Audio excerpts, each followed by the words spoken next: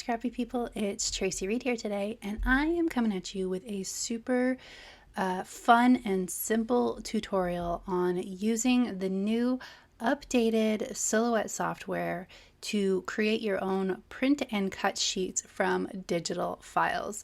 So if you have ever purchased from me before, you know that my sticker sheets come with full sheet printables, so you don't have to worry about creating your own sheets if you purchase the sticker sheets. But what do you do if you want to print and cut the digital embellishments, or maybe you don't want to create or print an entire sheet of stickers? Maybe you want to come in here to the individual files and only print what you want to print rather than printing the whole thing.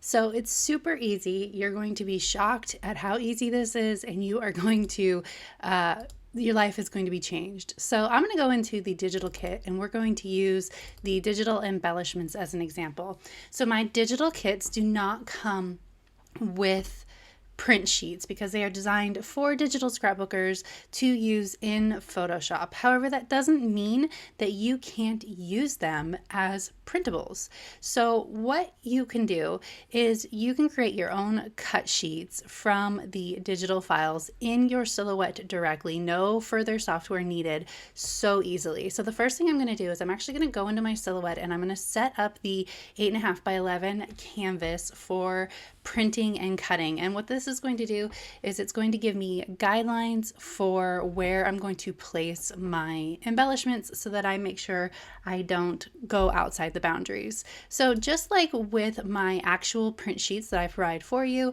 when you go in and set up your cut sheet, you're going to want to come over here to registration marks and turn them on. And then once you have them on, this red line is your boundary for where you can place your embellishments. And we want the boundary to be as large as possible so that you have the most space on your paper that you can possibly have. And so you don't waste paper. I'm not a big fan of wasting paper, so I always take my length, thickness, and inset as far down as possible. And this is the way that I design my cut sheets as well. So if you were to just drag a cut sheet onto this canvas, it's already going to be designed for these smallest registration marks. So now that I have the registration marks set up, I can go ahead and start dragging and dropping embellishments into my cut sheet. So I'm just going to, let's start with this digital wood veneer. I'm just going to drag it and drop it directly from the folder into the Silhouette software. And if I zoom in, you can see that the new software update has made it so that the embellishments, if you drop a PNG file into Silhouette, it already has its cut lines defined by the edge of the pixels of the PNG. So because the PNG has a transparent background, it knows not to create cut lines around any of the transparent part and only around the outside edges of the actual pixels. So super easy. I can come in here and drag it as close up to this line as possible and then pull in another embellishment and repeat the process. So I can get this as close as possible. You're of course going to want to make sure that you get these far enough apart that your Silhouette can handle the space in between and they're not too close and messing up the cut lines, but I like to get them as close as possible so that I'm not wasting paper. So what do you do if you drag something into Photos or into your Silhouette software and it's too large for what you want? It's really easy to resize. You just can come down here and drag from the corner and make it smaller.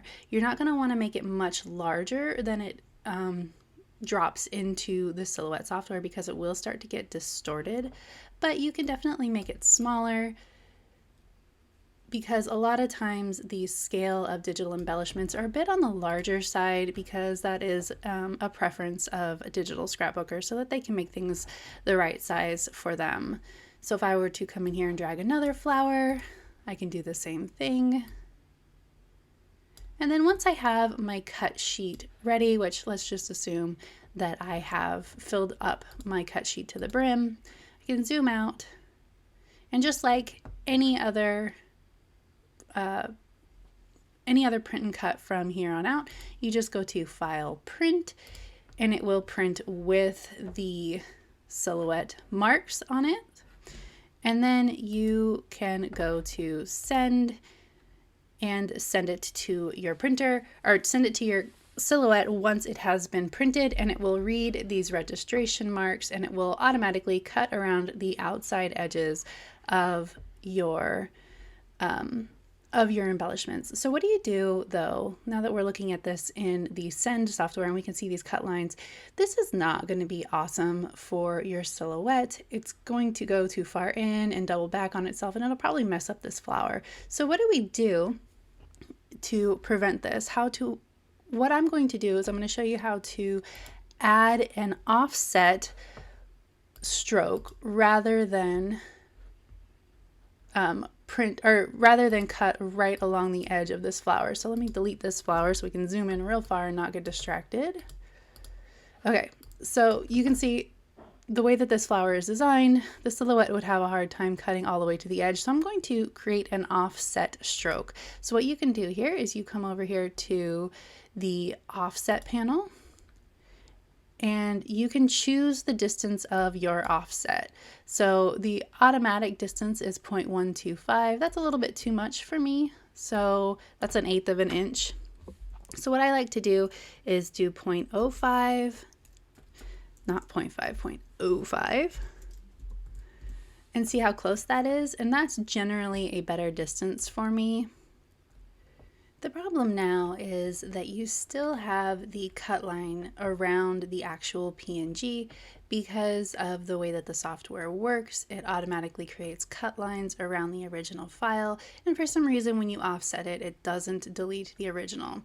The best way that I've found to override this, I'm sure that there is a better way, but I have looked and looked in the software and cannot find it, is once I go to send, once I've printed my file, I just go ahead and delete the original PNG so that it deletes both the image and the cut line.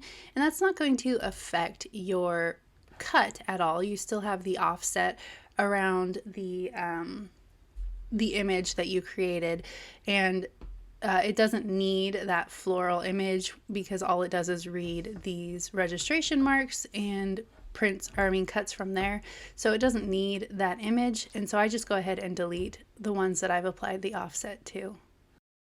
Just make sure that you don't change your cut line configuration after you have printed and cut. So like after I have printed this, I wouldn't want to move the cut line because obviously when I printed, the image was here and the cut line was here. So if I move this cut line over here now, then my print is going to have the floral right here and this cut line is going to be worthless. So just make sure that you don't change it after you have printed and you will be good to go.